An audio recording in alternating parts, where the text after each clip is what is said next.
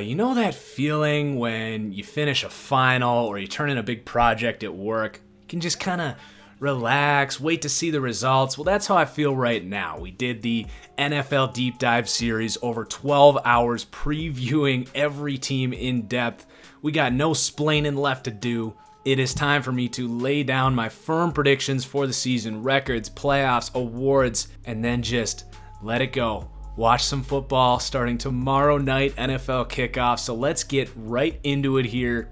Record predictions here, starting with the NFC North. Detroit coming in last place here at 5-11. Just one of many of these NFC teams that are probably playoff teams in the AFC that just get lost in the neck of the woods in the NFC. I've got them 5-11. Number 3, the Chicago Bears, improving their standing after the Khalil Mack trade. I think it does boost this defense to be a top 5 to 10 unit. Offensively, I do have my questions. We'll see how it plays out. I think they go 7-9.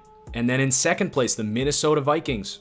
Probably the best defense in the NFL, but a first place schedule here. And offensively, I've got my questions. This is the worst offensive line Kirk Cousins, who is not a mobile guy, will have ever played with. Ultimately, it's good for a playoff spot, 11-5, but in first place in the division, I've got Green Bay, who was the NFC favorite before the Aaron Rodgers injury. Now a team with a GM willing to spend in free agency and a new defensive coordinator, a move that should have happened years ago, also benefiting from the third place schedule in this division, much more favorable. I've got Green Bay 13-3 getting the 2 seed in the NFC. Let's move on to the NFC East. Fourth place, the Washington Redskins. Now, I still think this is going to be a very feisty team that people are not looking forward to play. I like the addition of Alex Smith, but the Geis injury is going to hurt. So I've got Washington in fourth place at 6-10. New York. A little bit of a surprise here. I have not made many friends with Giants fans over the last 2 years, but I am buying into this team a little more. I think offensively they'll sustain some success. Still worried about the line and Eli Manning, and then defensively they should be all right. Primarily though, this is the most healthy team in this division as of right now. I think that helps them out. So I've got them 8-8. Dallas, I think they start slow. Travis Frederick will not be starting on this team to begin. Should come back. I think Dak, with these new and young receivers, starts to build some chemistry over time. They end up being a pretty good team, but missing the playoffs at 9-7. Philadelphia in first place. Now, I do think they start slow, just like Dallas. I've got them losing tomorrow night to Atlanta, but get Carson Wentz back, Timmy Jernigan, Alshon Jeffrey, getting Bradham off of suspension. This team will figure it out, get things rolling, and eventually come out on top, getting the 4 seed. NFC South. You guys called me crazy back in March when I said that Tampa Bay needs to cut ties with Jameis Winston, draft a quarterback. He is not the future.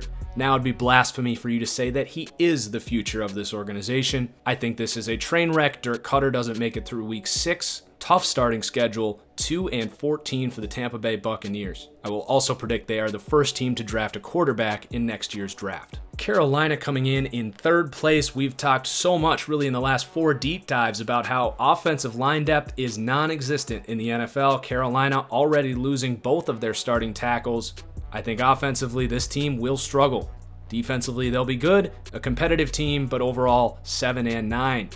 And then coming in at number 2, a little bit of a surprise here, who I did rank number 2 in my power rankings, New Orleans. A little bit of a harder schedule, still really like them this year, 11-5, getting a wild card spot. And then number 1, Atlanta. I do question the ceiling for this defense that is very small up front, but a very fast and young defense with a defensive-minded coach, and then a Battlestar Galactica offense with the offensive line, the receivers, the running back, and an okay quarterback. And a more favorable schedule than New Orleans. I've got Atlanta actually getting the 1 seed this year at 13-3. In the NFC West, in fourth place, I've got the Arizona Cardinals, who I really like this year. I think the defense is underrated. David Johnson being slept on, but they just aren't there right now with the rest of the NFC. And then at 3, Seattle, who I'm much higher on. I think people are going too far on the end of an era thing here. You still got Russell Wilson. I think that defense is underrated. No one's going to want to play this team. I don't think they're a playoff team, but I've got them at 9-7. And then number 2, the San Francisco 49ers, coming in at 11-5, missing the playoffs. That's how good the NFC is. I've planted my flag on Jimmy Garoppolo as an elite quarterback in this league, just like I did with Carson Wentz heading into last season. Depending on the regression of these older quarterbacks, I think there's a chance that I rank Jimmy Garoppolo in my top 5 of quarterbacks by the end of the season. And then a bit of a surprise here with the Rams coming in first place. I don't like Jared Goff. I hated the Brandon Cooks trade, but this is a really good football team for this year. I don't know how the future's going to pan out when you got to start paying Jared Goff, but I do think they make the playoffs this year, and I've got them getting the 3 seed. Flipping over to the other conference now, the AFC North, the Cleveland Browns coming in 4th place. So many people in on this Browns team. I've seen people picking them to make the playoffs. Look, if Hard Knocks has taught us one thing, it's that this team still has an identity crisis. Who's in charge? What's my role? What are our go-to options to win games in the 4th quarter? These are things that Cleveland is going to have to learn. As far as Baker Mayfield goes, I think we see him before week 8 of the NFL season, and I think he's going to be everything I've said all along. He'll have a fine NFL career. He's Case Keenum with a stronger arm. Call it Alex Smith. I think this team spends the next 10 years winning 6 to 10 games. But at the same time, I think they will wish that they had drafted Sam Darnold number 1 overall. In 3rd place, I've got the Bengals.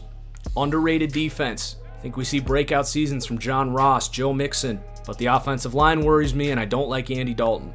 It's a team that can play spoiler against teams that don't have a pass rush, but I don't think it's a playoff team. I've got them 6 and 10.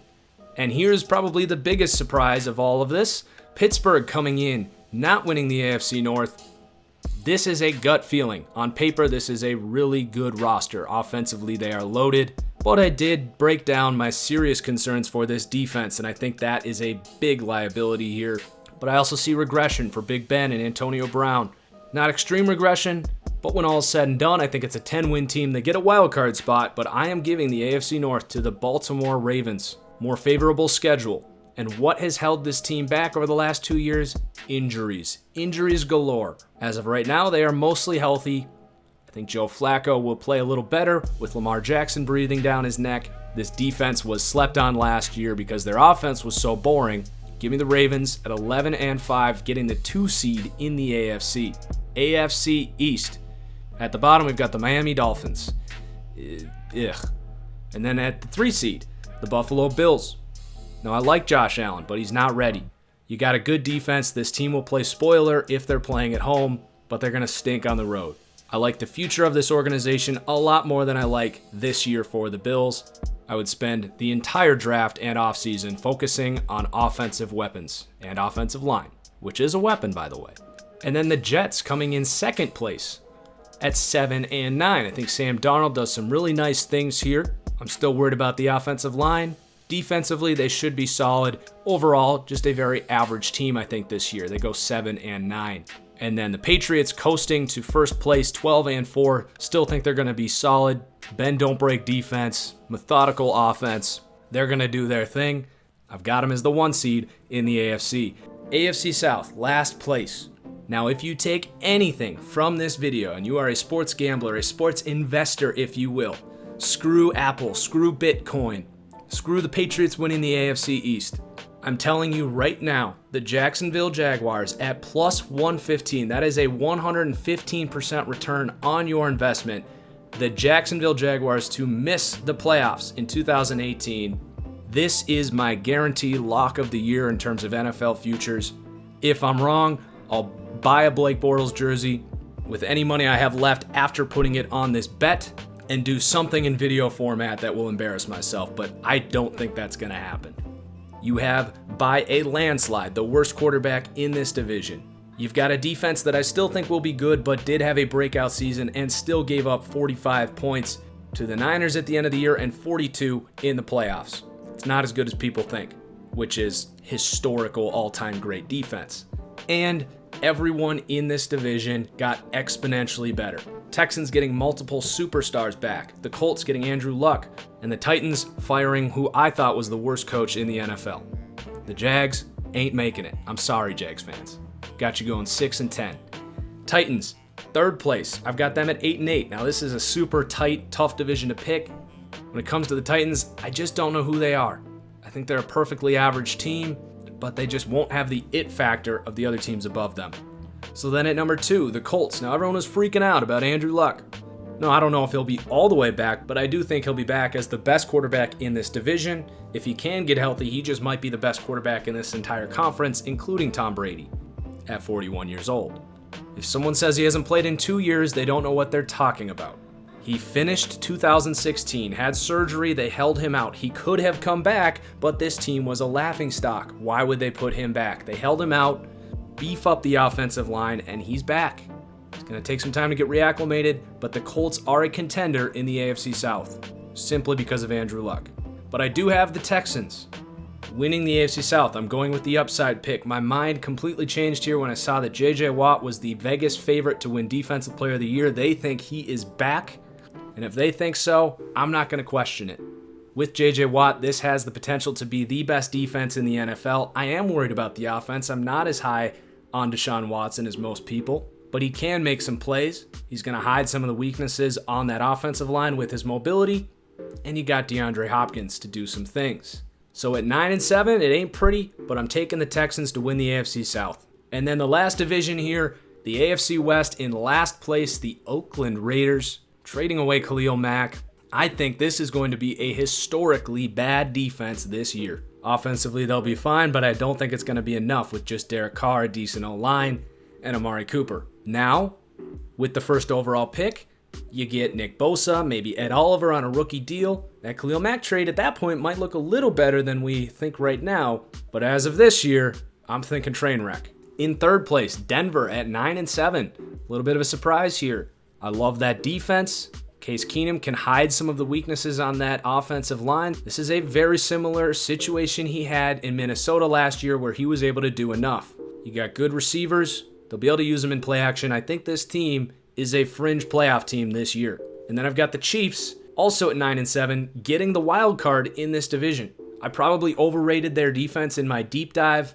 They've got some playmakers, but they are going to give up some big chunk plays. Offensively, they have a ton of upside, but also a lot to prove. So I think they get into the playoffs, but do not win the division. I am going to go with the Chargers.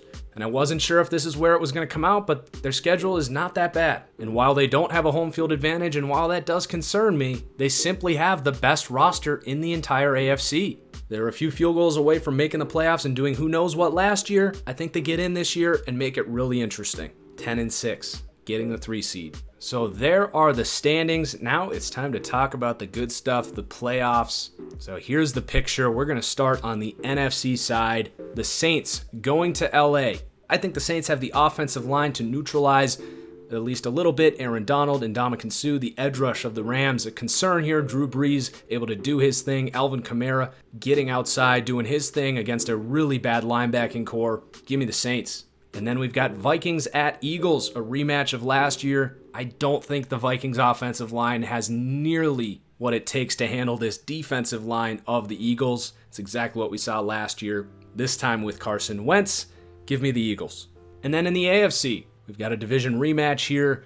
Chiefs at Chargers. I think it's a really bad matchup for the Chiefs. I think to match up with the Chargers, you need to dominate their offensive line, which is probably their weakness. I don't think the Chiefs quite have the personnel to do that. Melvin Gordon having his way with what was arguably the worst rushing defense in the NFL last year, and a good Chargers pass defense to slow down what the Chiefs have. So I'm going to take the Chargers, and then Pittsburgh at Houston. This is a really interesting matchup. I think Houston is going to struggle against teams that can really get after the quarterback. Don't think that's a strength for Pittsburgh. While Pittsburgh has one of the best offensive lines in the NFL, they're going to be matched equally with rare talent in the Texans D-line.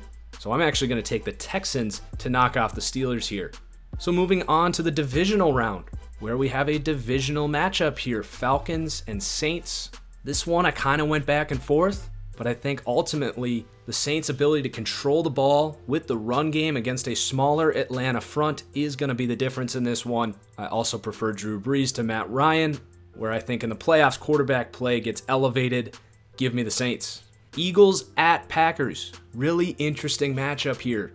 Two of the best defensive lines in football and a couple of good offensive lines as well. The Eagles getting the advantage there. Both teams' weaknesses are the secondary, and both have elite quarterbacks. Tough decision here, but in Lambeau, I don't know if Carson Wentz has enough playmakers on the edge to keep pace with what Aaron Rodgers will do. I'm going to go with Green Bay in this one. Moving to the AFC, Chargers at New England. Give me the upset here. I'm going to take the Chargers. I see a defense that can get to Tom Brady. That is how you beat Tom Brady. You man your guys up and you get after him. We've seen Baltimore have success with that formula, the Giants in their Super Bowls. I see a similar thing here with the Chargers, and I see an offense that can do some nice things against a so-so New England defense from a personnel standpoint. So I'm taking the Chargers to go into Foxborough and head to the AFC Championship. And the last game here, Houston going into Baltimore. I think this is going to be a really low-scoring game, but in that situation, I trust Deshaun Watson and DeAndre Hopkins to make a play in the fourth quarter that I don't trust Joe Flacco to make. So I'm going to go Houston defeating the Ravens. And now we're on to the championship round. Let's mix it up. Start in the AFC. Give the AFC a little head start here. Texans at Chargers. This is a nightmare if you are a Texans fan with that offensive line. You got Joey Bosa, Melvin Ingram.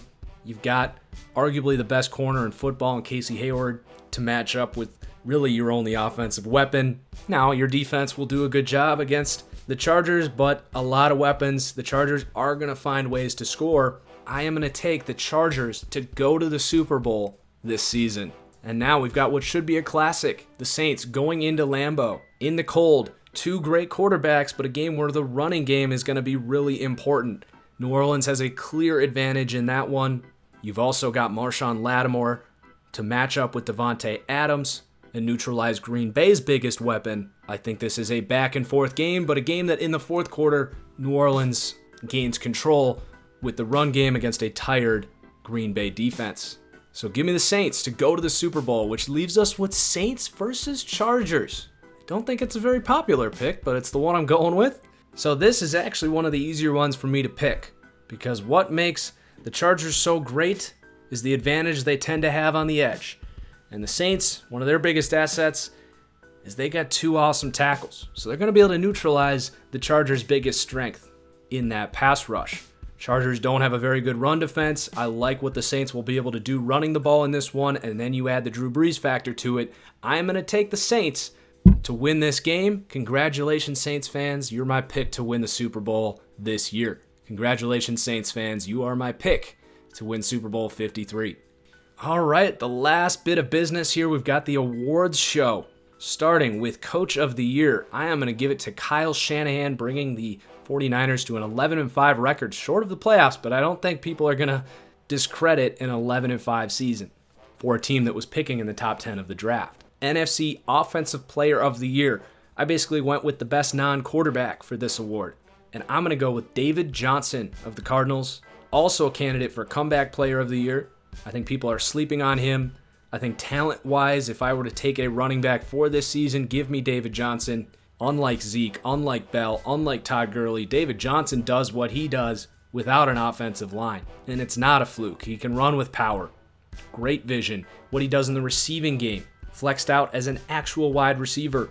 Really excited to have an NFL with David Johnson in it yet again. NFC Defensive Player of the Year. I originally wrote down Khalil Mack, but I had to erase it and write Aaron Donald. He's just too good. The Rams will make the playoffs. I don't think the Bears will. That was the decider. AFC Offensive Player of the Year. Almost went with DeAndre Hopkins here, but I'm going to go with Melvin Gordon. I think he has a huge season. I think he scores a ton of touchdowns. I think he leads the NFL in touchdowns. AFC Defensive Player of the Year. J.J. Watt for me. Vegas seems to think he's healthy. I'm going to go with it. I think he comes back and has a great season. Offensive Rookie of the Year. Now, I think Saquon Barkley has an outstanding season, but if you get a rookie quarterback who plays at a high level, I think they're going to give the quarterback the nod. So I'm going to go with Sam Darnold for the Jets, who manages a very nice season despite a pretty poor surrounding core. Defensive Rookie of the Year. I'm going Derwin James. Second Charger on this list. Other players I considered were Harold Landry and Roquan Smith. Comeback Player of the Year. It's got to be Andrew Luck. I think the Colts record will be better than most people think. I think it will be because of Andrew Luck. If it weren't for him, I'd say David Johnson, Aaron Rodgers in the conversation as well, but this one was just too easy. Fantasy MVP. Now, this is an actual award that they do at the awards show, and historically it's basically just gone to the number one point-scoring running back. So if that's true, this should be David Johnson, but because some of you are still drafting, I want to slip this one in there. I think Devontae Adams will finish as the number one fantasy wide receiver, Jordy Nelson did it 2 years ago when he was a shell of himself. Fact of the matter is, Aaron Rodgers throws 40 touchdowns every year, and I don't know who it's going to go to other than Davante Adams and Jimmy Graham. I think Adams has potential to be the best receiver Rodgers has ever played with from a talent perspective, and Rodgers has never really been in a situation where it's just one clear-cut guy. So he might not win the actual award in real life, but I think a guy who's going to be on a lot of championship fantasy football teams is Davante Adams, who's going in about the second round. And then keep the cheese rolling, MVP Aaron Rodgers. With Wentz coming off the injury, he's going to miss some time. I don't think Tom Brady, with a worse offensive line this year, is going to have the numbers Aaron Rodgers has. Not sure Jimmy Garoppolo is going to be up there for numbers. I think he's got the story coming back from the broken collarbone. Oh yeah, and he's Aaron Rodgers. He's the best player in football. So that's everything. I can't wait to hear from you guys in the comments. The deep dives were a ton of fun. This was kind of like the final report here. NFL's back, baby. I'm so excited.